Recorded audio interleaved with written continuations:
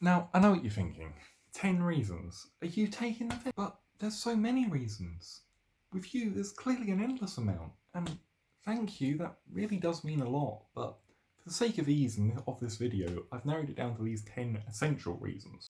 Number 1. So on to reason number 1 is that we've known each other a long time. Me and Mr. Storm, to keep it professional, have known each other since 2005, which at this point is about 16 years. And throughout that time, I've seen his highs and his lows, from facing his high school bully, Mike Snow, to facing the annihilation wave in a last stand for his family. I've been there to see it all, and at this point, I think I can be considered a close family friend, not to brag.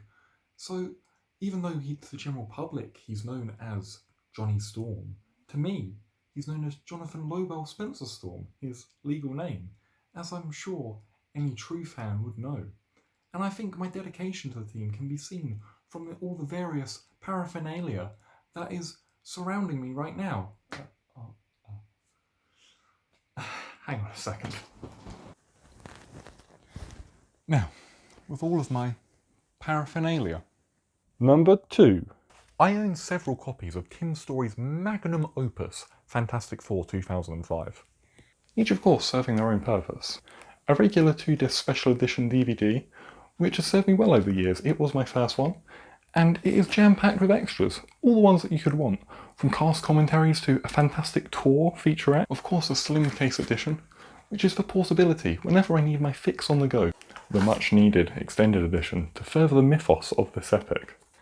A Blu-ray version which ensures that every element of this film can be savoured in crisp HD detail, and a second Blu-ray copy just to admire and display with pride, as any fan should. But not only that, these are a 2-movie combo pack, which includes Rise of the Silver Surfer, of which I only have 3 copies of because of what they did to Galactus. I have admired and studied the absolute craftsmanship that Story has displayed in this film year by year. Remember my brother Johnny?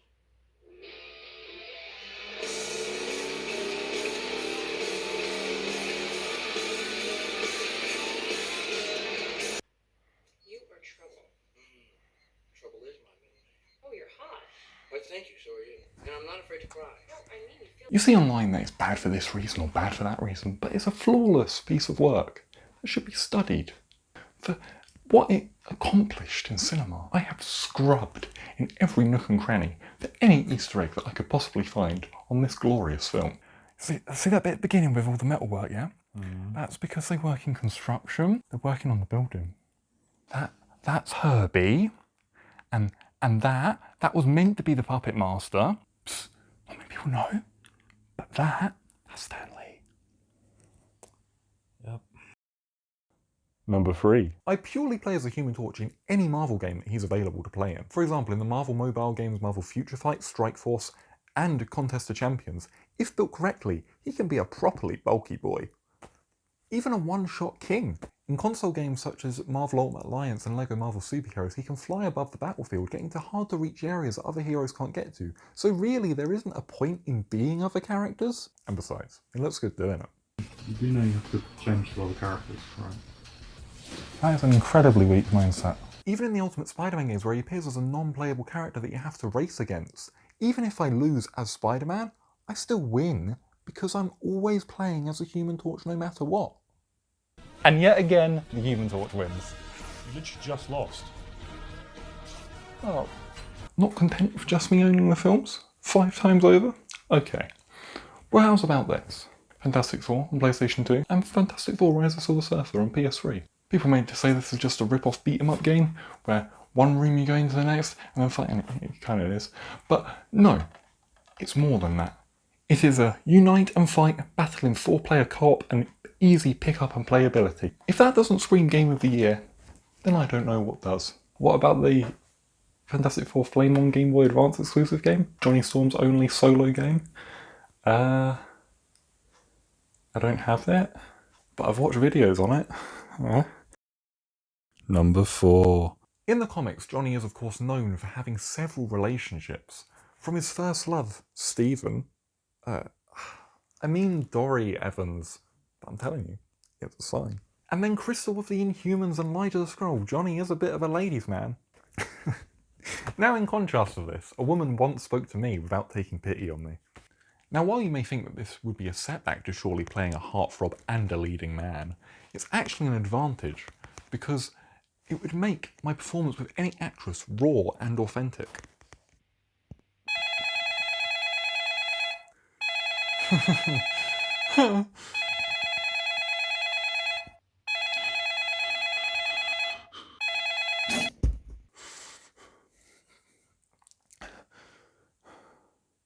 No, that was a close one. I can't be doing that again. Number 5. Unlike undedicated actors such as Paul Rudd, who would be far more suited with his style and appearance to play Frank Castle, Namor Mackenzie, or even Simon Williams, or partially dedicated actors such as Chris Hemsworth or Chris Evans, who gave it a shot for the first film and then kind of gave it up for the subsequent movies, I would be fully dedicated to dyeing my hair for the role, for the classic look of the character, dyeing my hair fully blonde to match his luscious locks. And there we go. Wait. I was so close. I was so close to having the world's greatest heroes look, where his hair's like 6 feet tall. If I grow it tall enough, the world's greatest heroes look, and I think that's what I'm going to go for. World's greatest heroes, yeah, it's a bit excessive, but I think it will work. The classic flattened and swiped to the side look. The ultimate look. Oh, there's so much variety. All I had to do was dye it. And now it's all gone. I'm so versatile.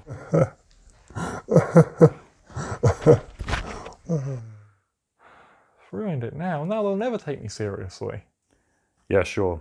Now they can't take you seriously. Number 6. I'm sure at this point you're thinking, that's all great and everything, but what about the acting? And well, I have good news. You see, a few years ago I was in the sci-fi show Humans, and while yeah, I was an extra, and yeah, I was cut out of the final show, this picture exists that I was on set. Okay, well, I'm not in the picture itself, but I can prove it. I have a paycheck. That one day on set that I was just lucky enough to get by circumstance, where I wasn't around any of the main actors from the show, allowed me to understand the rigorous training and expertise it takes to be not only in a series, but I think in a Hollywood blockbuster film. And to top that off, one of my co-stars, who I didn't get to meet, was Gemma Chan, who plays Cersei and Minerva in the MCU, and plays Robot, whose name I can definitely remember from Humans. So to show off these acting talents, I've decided to recreate a few classic comic panels. You've turned into monsters, both of you. It's those rays, those terrible cosmic rays. Now I know why I've been feeling so warm. Look at me. They've affected me too. When I get excited, I can feel my body begin to blaze. Boy, it sure feels good to get back into the action again, but no one else wants to play. This is no time for sarcasm, men. We've still got the fine read, and a way out of here. Sit tight, kiddies. I'll fly around till I catch a sight of Big Daddy. We haven't seen Subby back in his swim trunks in a long time. And you know something? He looks good. Don't you think the Human Torch might be a little too young for such a dangerous mission, Mr. Fantastic? Who, him? Don't let his age fool you, sir. That flame of his is one of our most potent weapons, as well as his mechanical skill. In fact, I'll give you a little demonstration. You tell him, Big Daddy. Hey, have any of you guys seen Big Daddy around here? Hey, Big Daddy. Hey, Big Daddy? What's wrong, Big Daddy? Did you drop a tool? Big Daddy. Big Daddy. Hey, Big Daddy. Big Daddy? Big Daddy? Big Daddy. Big Daddy. Large father. Large father. Large father. Huge papa. Number 7. Now this next one might seem like a bit of a stretch, but after so many solid reasons as to why I should definitely play the Human Torch, I think it's time we take a bit of a risk. But tinfoil hats on if you want to. So Chris Evans, who was the second live-action Human Torch, also played Captain America in the MCU. Captain America's real name is Steve Rogers, and Chris Evans' real last name is Evans. My real name is Stephen Evans, a combination of the two. And who's the character that he played in 2005 and 2007? Johnny Storm. So, a sign. And then only adding to that, Michael B. Jordan, who played the third live-action Human Torch in the failed 2015 Fantastic Four film, which I don't own because, honestly, why would I? I know it's got its fans out there, I will find you. So anyway, Michael B. Jordan He shares his name with a famous basketball player, Michael Jordan. And Michael Jordan, while I know nothing about basketball, did of course star in Space Jam. And Space Jam came out in the year 1996. And I do know something about that year. A certain Stephen Evans was born. So the combination of these two facts only makes it destiny for me to play the Human Torch. Intermission. But my hair, you see, isn't the only part of my image that I'm going to change. I think I need to switch things up a little bit. Maybe get a tattoo, something that will make people go, damn, that guy's really cool. I want to be his friend. Because I'm kind of lonely. As a tattoo, I think that will strike fear. You were thinking Punisher or something? No. Minions will do the trick. I want to shout out my local artist for this. No, it wasn't a transfer. Number 8. Of course, in the comics, Johnny is known as a mechanic, a race car driver, and just in general, a big lover of vehicles. So of course, I've brushed up on this knowledge in hopes of portraying this on screen. I found this handy diagram where I can explain all the parts of the car. On the top, you have the roof. This stops the rain from getting into the car. You don't want to get wet, so that's what the roof is for. You have the door of the car, because otherwise how would you get into the thing in the first place? And depending on how much money you're willing to spend, you can have many doors. Not just your standard 4, you could even have up to 10 if you're feeling really fancy. You have the steering wheel make you go wee and turn and woo. And then you have the wheels and make you go go. And you can't forget the seats, which help soften your tush to wherever your destination may be. You have the car bonnet where the engine's stored. Or I suppose, as I would be playing an American, you have the hood of the car. You have the car windows, and they can go up and down. You have the headlights in case you see a car that your car likes, and you can go, oh, hello. For those curious, Johnny's air freshener would be marshmallows with a hint of ash to get that campfire feeling. The songs that Johnny would have on constant repeat in his car would be Trouble by Shampoo, to show his cheeky side, and Thub Thumping by Chumbawamba. That shows that this matchstick will never go out. Number 9. Previous actors have used the Human Torch to boost their profile, such as Chris Evans and Michael B. Jordan. As if being the Human Torch isn't the pinnacle of making it in Hollywood. Honestly, it leaves me in dismay. So, taking a page out of Larry the Cable Guy's book, Who Played Mater in Cars, I would refuse to give up this role. I would voice the Human Torch in every cartoon, play him in every movie, playing in every live-action TV adaptation. I would not let my grasp go of the character. You name it, I would do it. And yeah, sure, I'd even voice him as a talking urinal. Oh, that's gonna burn. And they call me hot stuff.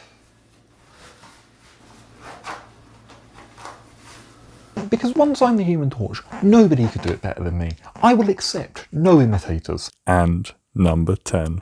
Now, the final reason. Inevitably, once I land this role, I will use my newfound relevance in the MCU to dismantle it from the inside. You see, I would get close to Kevin Feige and Louis D'Esposito and rectify all of the wrongs that they have sown. For example, making the Infinity Gems into the Infinity Stones? I'm sorry, but no, that's clearly not right. And the Tesseract being one of them, which is actually the Cosmic Cube. Is it really that hard? Why Tesseract? Cosmic Cube. Cube is easier to say than Tesseract. Oh, and you think I'm petty? Well, that whole thing started from the Superhero Squad show. So, who's childish now, Feige? That's what I thought. But really, the problems didn't even start there. They could be seen from the very beginning. Starting with Iron Man 1. I mean, Ironmonger? He's not even blue. Jarvis? An AI? Yeah, sure. Oh, but they rectified it in Agent Carter. Justin Hammer being a young man? No, he's old. What's Thor without his helmet? Nothing. Hawkeye and Black Widow as founding Avengers? Where's the Wasp and Giant Man? No, not Hank Pym, Janet Van Dyne. And Hank Pym as a young man? I suppose they make one old and then one young. When they should be the reverse.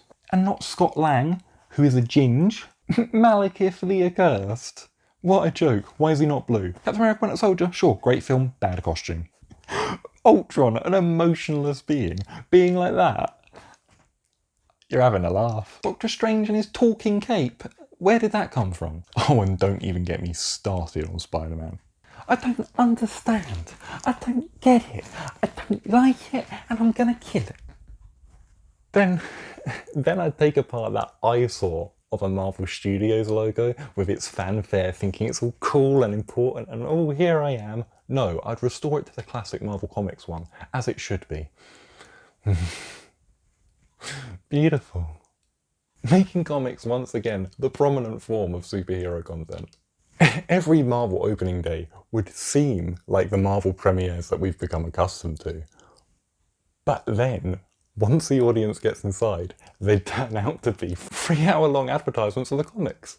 Just the way it should be.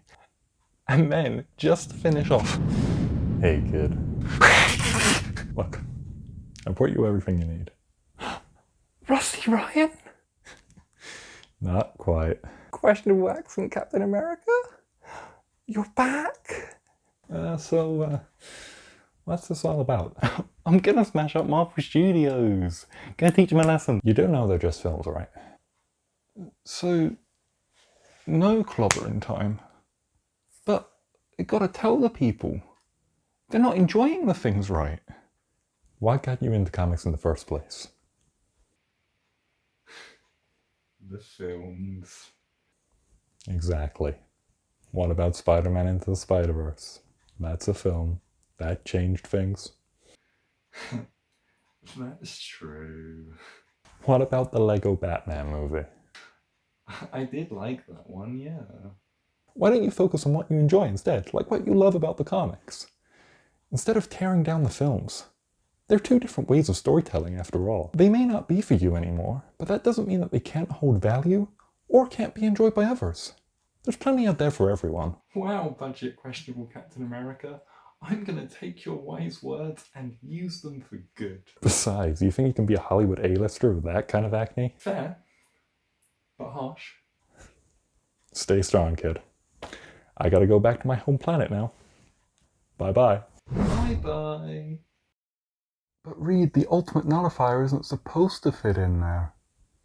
But you can give it a shot, Big Daddy. That, Johnny. Oh. I didn't see you there. So, what have we learnt on this little journey of ours? Maybe I can't act. I definitely can't meet a deadline, even when I've been working on a project probably longer than some feature films work on. And passion can be a powerful thing.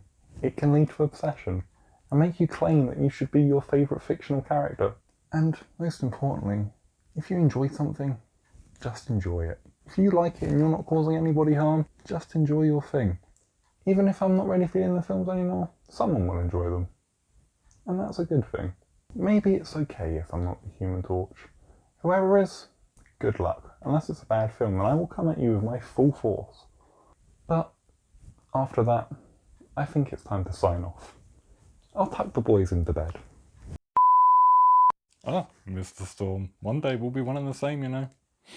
It'll be my face on your body. Look at that. Wish mine was like that. I want to be like you when I grow up. Oh, but I want to be like you. Cheeky. Can't you just see the resemblance now?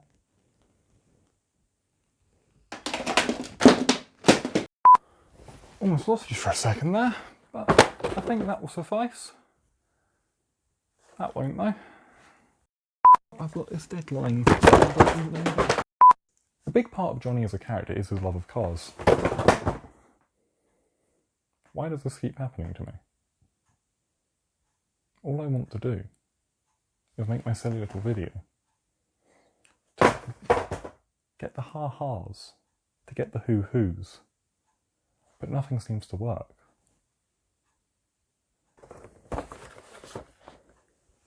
I thought it would be a good idea to have this as background, but clearly it doesn't want to work. I'm gonna stick with it though, because I'm too far in to give up now. Flame on! That's because they work in construction, not the Fantastic Four, but the builders. They're working on the building. That's fair enough.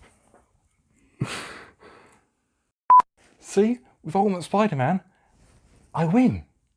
Because I am always playing as the Human Torch. Where did she leave? And that bit, that's no show that Johnny's sexy. Right. No, that's what I was thinking. With this one, it doesn't actually matter all that much.